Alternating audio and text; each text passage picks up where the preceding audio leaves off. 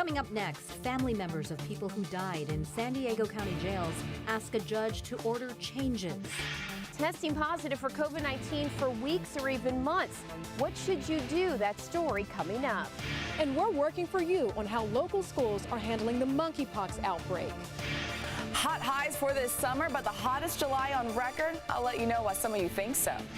Free haircuts and school supplies, compliments of the Larry Himmel Neighborhood Foundation. All the information on when and where you need to be. CBS 8 News Live at 6 starts now.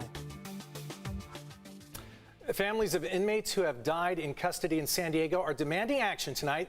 They want a judge to order immediate changes inside county jails. Good evening and thank you for joining us. I'm Carlo Cicchetto. I'm Marcella Lee. So far this year, 15 people have died while in custody. As CBS 8's David Gottfredson reports, the families are asking for a preliminary injunction to help stop the deaths behind bars. We are in crisis in San Diego. San Diego has the highest in-custody death rate in the state.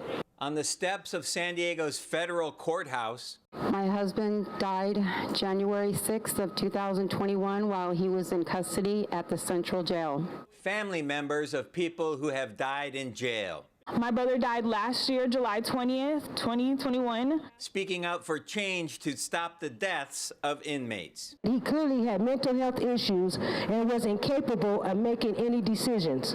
In court Thursday, attorneys for the families asked a federal judge to issue a preliminary injunction ordering immediate changes inside San Diego County jails. They want broken emergency intercoms and video cameras fixed, safety checks on inmates every 30 minutes, Narcan available to inmates who are overdosing, and more mental health evaluations of inmates. The lawsuit's complaint included pictures of trashed local jails with cockroaches and dead rats, black mold in the ventilation system, and an inmate using a toilet paper roll as a pillow. It seeks class action status. We are asking the court to step in and enter a much-needed order that would require the county and the sheriff's department to make immediate changes to some of their most dangerous policies and practices. In court, an attorney representing the County of San Diego told the judge most of the issues in the lawsuit have already been addressed in the wake of a state audit that found San Diego County jails have one of the highest death rates in the state. The judge is expected to issue a written ruling on the preliminary injunction in the coming days. Right now, the families of 8 inmates are represented in this lawsuit, but if the judge decides to certify the class action, thousands of inmates could join the lawsuit. Reporting at the federal courthouse downtown, David Gottfredson, CBS 8. Thank you, David. Sheriff's detectives in East County need your help right now finding these 3 burglars. Detectives say these 3 men stole $10,000 in cash and property, including a handgun, from a home in unincorporated El Cajon back on July 21st. They smashed a glass door, pried open a safe, and then went into a nearby canyon. If you recognize any of the men in these photos, you should call the Alpine Sheriff's Substation or Crime Stoppers at 888-580-8477.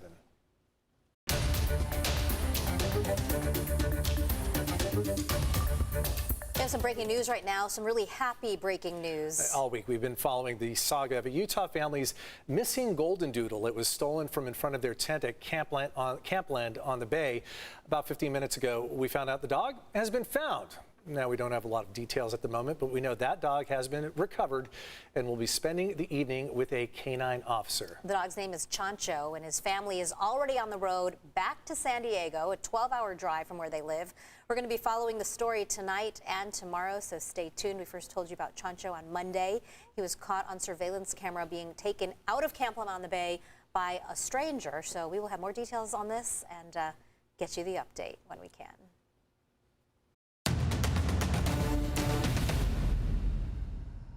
There is a new plan tonight to beat our historic drought, and the state needs it. Governor Gavin Newsom said today that California will lose 10% of its water supply by 2040. Our political reporter, Morgan Reiner, has more on the governor's plan to store and develop new sources for water. No statewide water mandates. It's a phrase that the governor likes to use quite often. Localism is determinative. He said many local water districts already have conservation caps in place, but the governor did warn and added that if those caps don't work, that statewide mandates are not out of the question in the future. This 19-page document lays out the state's strategy to address California's changing climate. What we are focusing on is creating more supply. What we're focused on is creating more water. The plan lays out a goal of recycling up to 800,000 acre-feet of water per year by 2030. Right now, the state recycles about 728,000 acre-feet per year. $8 billion, not waiting for the voters, moving these projects and doing them with urgency. But water projects like reservoirs or desalination plants, for example, take years and years to come to reality. The time to get these damn projects is ridiculous. It's absurd. So a large part of the updated plan creates a process to streamline permitting. This document and this plan basically highlights everybody's ideas. So if you're a person that thinks all we need is one more big dam, those ideas are in there. If you're a person that thinks, well, if we treat wastewater from cities or if we can capture storm runoff, those ideas are in there as well. Meteorologist Rob Carmark said a 10% reduction in the state's water supply, like Newsom's administration is predicting, is a point of no return for many neighborhoods or industries. Republican Vice Chair of the Budget Committee, Assemblymember Vince Fong, said in a statement that Newsom already has the authority to sign permits and fund systems. No more words, no more press conferences to make splashy headlines. The time is now to invest. An important issue. In fact, the Public Policy Institute of California's statewide survey found that an overwhelming majority listed the drought as their #1 environmental issue. But as Cal Matters dug into today, the governor's new updated plan has one big missing sector: agriculture, which uses 4 times as much water as those typical urban areas. It was another hot day out there, but not quite as humid as yesterday. Viewers are asking us if last month was the hottest July we've had on record here in the county, at least in recent decades. Chief Meteorologist Carlene Chavis joins us early tonight with that answer. Carlene. Well, you actually just said a key word right there, and that was humidity. So it was not as humid for today as it has been recently, and that is why a lot of you have been thinking, okay, it had to be the hottest July that was on record. It actually wasn't. It was far from it, too. So we are talking about other Julys within the past few decades, and we're looking at much warmer temperatures. Back in 2018, we had average highs around 96 degrees. So when you talk about last July, just last month, we had average highs around 73.6 degrees. So we're not talking about the hottest July that was on record for last month for this year. But what we do notice is the fact that temperatures feel warmer. And that's because we've had more of influence with that monsoonal moisture, more humid days because of this area of high pressure that develops in the summertime across the Southwest. So this is a semi-permanent feature. It's been bringing in some thunderstorms. It looks to bring in more heat and humidity by tomorrow. We're going to time everything out coming up. Marcella. All right, Carlene, thank you.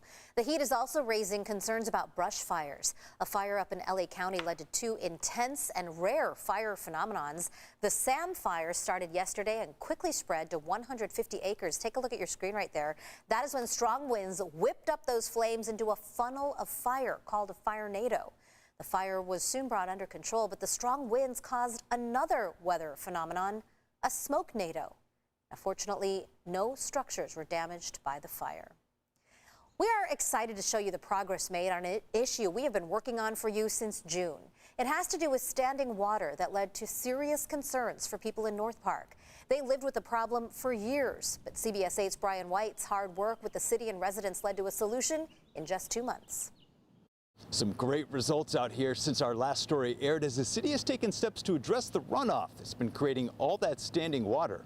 And it's an ongoing issue with mosquitoes, the smell, the eyesore looking at it. It's horrid. That was Paige Carmen back in June describing how bad the problem was here on 34th Street with water that never seemed to go away. It's very disgusting, just getting off of work and you just get hit with this pungent smell. It's really bad. I mean, I'm right over here on the 2nd floor and we smell it depending on the shift of the wind, you know. A home nearby was causing excess runoff into the street from sprinklers, which you can see in this video captured by a neighbor. So we knocked on their door. They didn't answer, but I reported the issue to the city, and they came out to inspect. We sent out a code compliance officer to come and inspect the property. When she came on site, we did notice that there seems to be an irrigation, either malfunction or a broken sprinkler head at the property. So they were put on notice to fix that. They sent a notice of violation to the homeowner here and some education materials about the issues runoff can cause.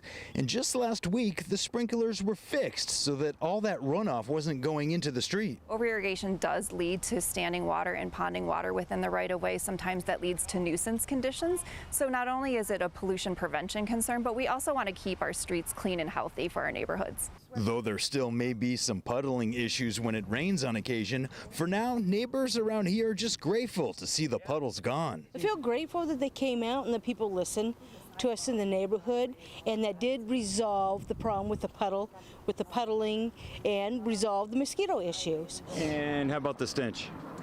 The stench is improved tenfold. There isn't a foul odor right now. There's nothing pungent going on, so this is great. Working for you in North Park, I'm Brian White for CBS 8. And now all of that water is going to where it's actually needed, in that person's yard. Great work, Brian. Don't forget, here at CBS 8, we are working for you. If there's an issue you'd like us to look into, just email us at workingforyou@cbs8.com. Today, San Diego County reached a major milestone when it comes to caring for seniors. All county hospitals now have geriatric emergency department accreditation. That means the facilities and staff training in all San Diego emergency rooms are properly equipped to address senior-specific needs, including things like mobility issues, dementia, or general frailty. It's the largest growing demographic in our country and in our state, yep. So we have to be prepared to address their needs. Dr. Zia Aga says about 20 to 30% of patients who visit emergency rooms are seniors. It is a day that many military families have been waiting for months. Tonight, their loved ones are back home. The USS Abraham Lincoln arrived at NAS North Island hours ago after a 7-month deployment. Families waited with an anticipation and excitement to greet the returning sailors. Our camera caught this magic moment as one of the sailors met his baby for the very first time. Hi. It's good to meet you, dude. You're warm. It was definitely hard giving birth to him while he was gone. It was one of the hardest experiences I've ever gone through, but we're just so excited to have him home safe. Guiding the USS Lincoln home was Captain Amy Bauernschmidt, the first woman to command a U.S. aircraft carrier. We hear those stories all the time of people meeting their newborns for the first time, not so newborns in many cases, and you just think about the sacrifice not only the military members make, but their families who are here. That mom was overwhelmed, but with joy, but it was like she was reliving doing the birth alone. So much relief. Yeah. Happy for her to have everyone back. Yes.